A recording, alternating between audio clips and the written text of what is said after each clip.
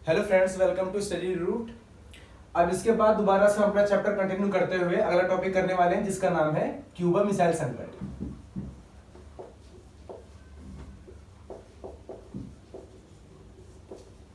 इसके अंदर हम ये देखेंगे कि क्यूबा किस तरह से एक क्यूबा केंद्र बना। जो हमें ये देखने को मिलता है कि क्यूबा एक छोटा सा एक आइलैंड है जो अमेरिका से सटा हुआ है, और इसके बाद जो क्यूबा है ये साम्यवादी समर्थक है,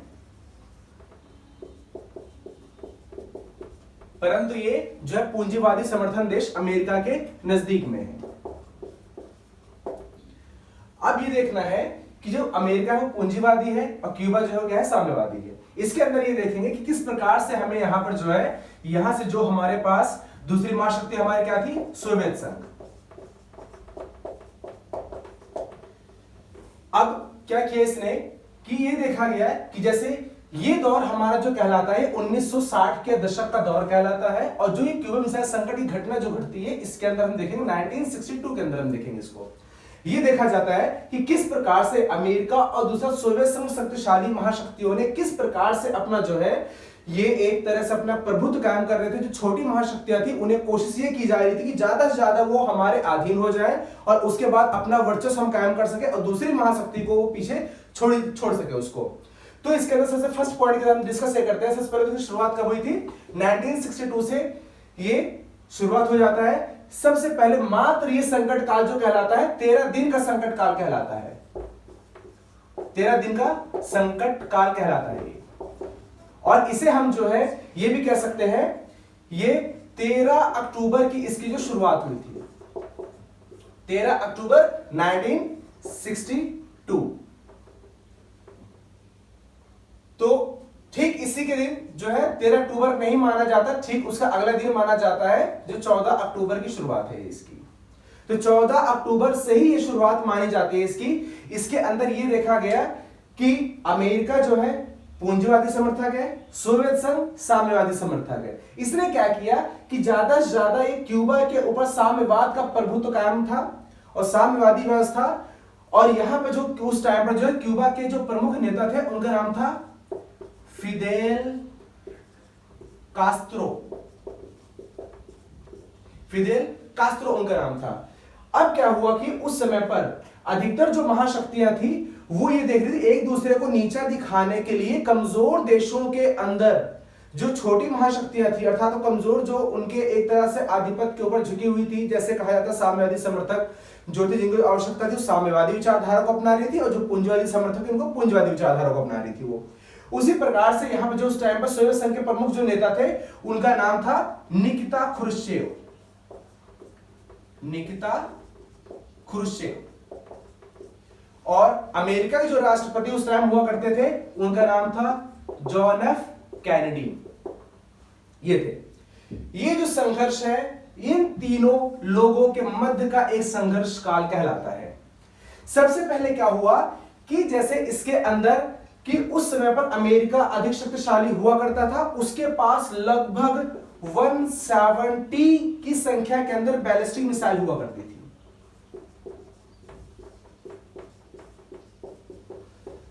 बैलिस्टिक मिसाइल। और अमेरिका ने क्या किया था, सोवियत संघ को नीचे दिखाने के लिए यहां पर लोग जो इटली प्लस उसके बाद एक जो दूसरा था, ये देखा गया कि वहां पर दूसरा था, इसका नाम तुर्की था। तुर्की के अंदर सोवियत संघ को जो है नुकसान पहुंचाने के लिए अमेरिका ने ये साजिश रची थी कि यहां पर अपना सैनिक अड्डा स्थापित कर लिया था ताकि इसको सोवियत संघ को नीचे दिखाया जा सके। अब इस बात को देखते हुए कि सोवियत संघ ने भी इस बात को सोचा, अर्थात ये क्या हो गया कि अमेरिका ने किसको सैनिक अड्डा स्थापित किया था, इटली और तुर्की। इटली और दूसरा तुर्की था ताकि किसको, सीधा सोवियत संघ को नुकसान पहुंचाया जा सके। अब ये बात को ये देखते हुए कि सोवियत संघ ने क्या किया, फिर ये देखा कि जब हमारे साथ अमेरिका ऐसा कर रहा है तो हम उसके बाद अब क्या करेंगे। क्यूबा जो अमेरिका से सटा हुआ एक छोटा सा द्वीपीय देश है, ये हमारा साम्यवादी समर्थक है, इसलिए हम क्या करते हैं, इसका सहारा लेते हैं। तो इसलिए सोवियत संघ ने क्या किया, सोवियत संघ ने क्यूबा को अपनाया, क्यूबा को। और उस टाइम पर नया नया उसका सदस्य बना हुआ था ये सोवियत संघ का क्यूबा, और उसके जो उनका नाम था फिदेल कास्ट्रो जो थे। और इन्होंने ये देखा कि इस तरह से हम जो अगर हमारे साथ अमेरिका ऐसी कार्रवाई कर सकता है तो हम भी जो है उसके खिलाफ अलग कार्रवाई कर सकते हैं। ये जद्दोजहद लगातार चलती रही।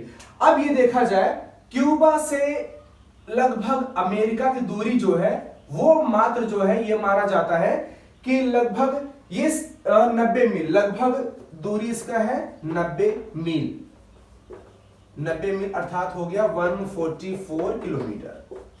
ये दूरी जो है ये किसी भी प्रकार से छोटे छोटे हथियारों के माध्यम से भी वहां तक को आसानी से ध्वस्त किया जा सकता था।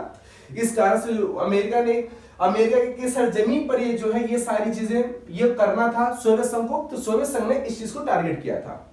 अब सीधा जब ये देखा गया कि 14 अक्टूबर को क्या किया, सोवियत संघ ने क्यूबा के ऊपर अपने समुद्री रास्तों से होते हुए यहां पर अपनी मिसाइलें तैनात कर दी। इस बात को देखते हुए अमेरिका को भनक कब पड़ी, ये सीधा इसका जो अमेरिका को भनक पड़ी थी ये पड़ी थी लगभग 16 अक्टूबर को। 16 अक्टूबर को इस चीज की भनक पड़ी कि अब सीधा जो है ये हमारे पास जो है लगता है कि ये सैनिक कार्रवाई करने वाला है यहां पर सोवियत संघ। तब उसने क्या किया, सीधा 16 अप्रैल को उसने ये U-2 नाम का एक विमान जो था वो बनाया, वो था उसको भेजा। उसके बाद U-2 विमान से फोटो वगैरह लिया अमेरिका ने और ये देखा वाकई में ये बात सत्य है। और उसकी जो उस टाइम जो खुफिया एजेंसी थी उस टाइम, आजकल वो खुफिया एजेंसी आज भी चल रही है अमेरिका, हालांकि खुफिया एजेंसी के माध्यम से पूरे विश्व के ऊपर निगरानी रखता है, उसका नाम क्या है, वो है CIA। CIA प्रमुख ये काम कर रहा था कि किस प्रकार से सोवियत संघ को अपने कब्जे में लिया जा सके और किस तरह से इसको अपने कब्जे में लिया जा सके सोवियत संघ को, और किस प्रकार से यहां क्यूबा के ऊपर अपना पूरा प्रभुत्व कायम किया जा सके। इस चीज की देखरेख में वो यह तो भूल ही गया था कि 14 तारीख को हमारे ऊपर हमला होने के लिए यहां पर मिसाइलें तैनात हो चुकी हैं। अब धीरे धीरे करके इन सारी गतिविधियों को नजर रखते हुए सीधा सीधा तौर पर क्या किया गया कि यहां पर जो सीधा 22 अक्टूबर को जो वहां के राष्ट्रपति थे, अमेरिकी राष्ट्रपति, उनका नाम यह था कि जॉन एफ कैनेडी। उन्होंने क्या किया, क्यूबा के यहां पर सीधा एक मार्ग के ऊपर, जो सीधा मार्ग यहां पर इन सबको जोड़ता था, उस मार्ग के ऊपर जॉन एफ कैनेडी ने सीधा एक जो है प्रतिक्रिया करने की कोशिश की कि यहां पर इनकी सैनिक रुकावट अगर हम कर देते हैं तो यहां से क्या हो जाएगा, क्यूबा के ऊपर ये अपना जंगी जहाजी बेड़ा लगाना जो है बंद कर देंगे। इसलिए उन्हें वापस हटना पड़ा फिर पीछे। अब इसी के बीच में क्या किया था, क्यूबा ने एक सीधा साम्यवादी विचारधारा या सोवियत संघ की विचारधारा को उसको जो है पीछे कर दिया था। इस प्रकार से पूरे एक समय पे ऐसा समय काल आ गया जब ये देखा गया कि जो 13 दिन का जो एक समय काल कहलाता है, जो 13 दिन का जो अक्टूबर की जो धारणाएं थी, ये 13 दिन की, इस धारणा ने क्या किया कि पूरे विश्व को एक खतरे में डाल दिया। पूरे विश्व ने फिर यह समझ लिया कि वाकई में अब जो है क्या होगा, लगता है तीसरा विश्व युद्ध होके ही रहेगा। इस कारण से यह माना जाता है कि जो क्यूबा मिसाइल संकट है वो तीसरे युद्ध का भी एक आगाज था।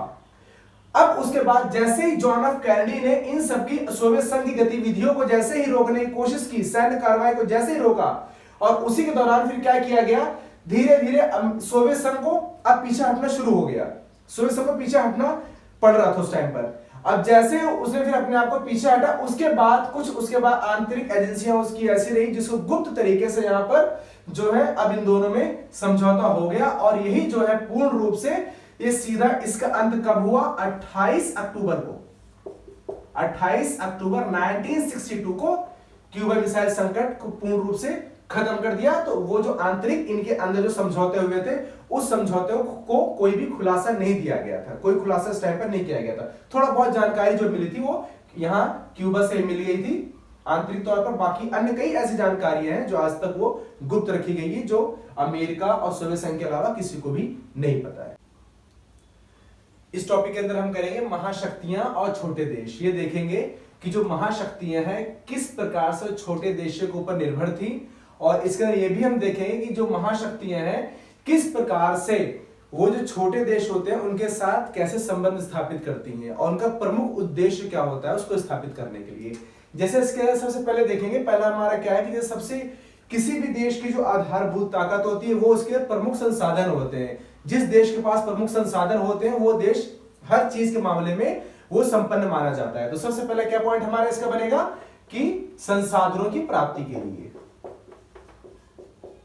संसाधनों की प्राप्ति के लिए, ताकि यहां पर जो होता है, जो छोटे देश होते हैं, कई ऐसी जरूरतें होती है महाशक्तियों की जो छोटे देशों को से ही संपन्न हो सकती है, वो उनके पास पूरी तरह से संसाधन सम्मिलित वहां पर नहीं हो सकते हैं।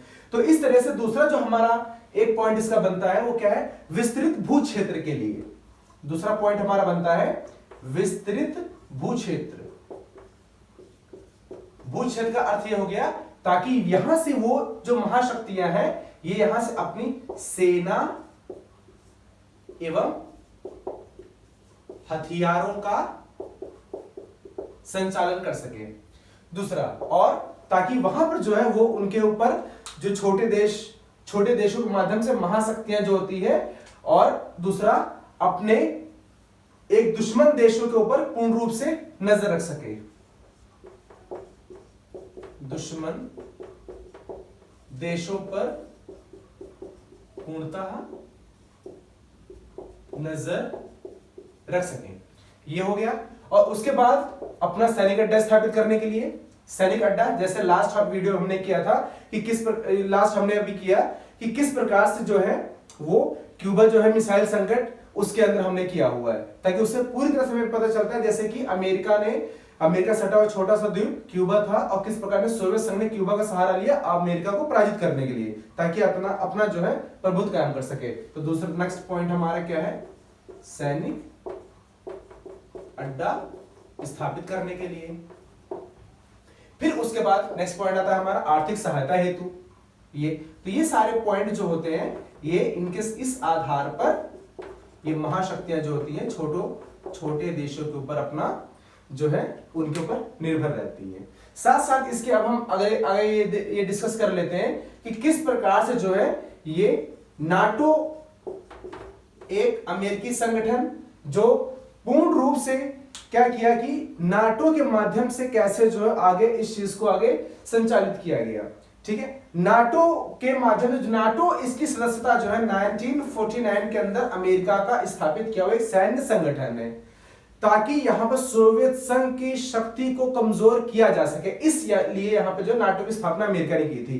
ये जो है नाटो कुल मिला के 12 ये अमेरिकी सदस्य देशों अर्थात ये पूंजीवादी देशों का एक मिला जुला जो सैनिक संगठन था वो था नाटो। इसके अंदर ये देखा गया जिसके अंदर क्या क्या शामिल था, जैसे पश्चिमी यूरोपीय देश, पश्चिमी यूरोपीय 12 देश जिसके अंदर अमेरिका है, पुर्तगाल आता है, कनाडा है, डेनमार्क आता है, नॉर्वे, ये सभी मिलाकर के इसके अंदर शामिल था। वो इटली भी इसके अंदर है। और इस आधार पर जो है यहां पर नाटो का ये संगठन हुआ और ये देखा गया यदि इन सभी जो 12 देश हैं कुल मिला के जो 12 देश हैं, यदि इनके ऊपर किसी प्रकार का कोई हमला होता है तो ये सभी एक के ऊपर यदि हमला होता है तो 12 के 12 उसको उस हमले का पूरा जवाब देंगे। फिर अब देख लेते जब ये नाटो का भी हो गया तो इसके बाद दूसरा हमारा जो आता है वार्सा पैक्ट, जो यहां पर ये वार्सा पैक्ट ये 1955 का, जब अमेरिका ने एक सैन्य संगठन स्थापित कर दिया अपना नाटो को, जिसका फुल फॉर्म क्या था, नॉर्थ अटलांटिक ट्रीटी ऑर्गेनाइजेशन, उत्तरी अटलांटिक संधि संगठन इसे कहा जाता है। और उसी तर्ज के आधार पर जो है यहां पर सोवियत संघ ने भी एक वार्सा पैक्ट की स्थापना कर दी। ये सभी चीजें देखते हुए ये 1955 के अंदर जो वार्सा पैक्ट था, जब ये देखा गया कि जैसे ही जो पश्चिमी जर्मनी जैसे ही नाटो के अंदर शामिल हुआ, उसी आधार पर सोवियत संघ को खतरा महसूस होने लगा और उसने क्या किया कि वार्सा पैक्ट की स्थापना किया। और ये देखा इसका प्रमुख उद्देश्य क्या था वार्सा पैक्ट का, कि जैसे ही नाटो के अंदर जितने भी देश शामिल हैं वो नाटो में शामिल देशों का यूरोप में मुकाबला करना। इस आधार पर वार्सा पैक्ट का जो है यहां पर गठन किया गया। Thank you.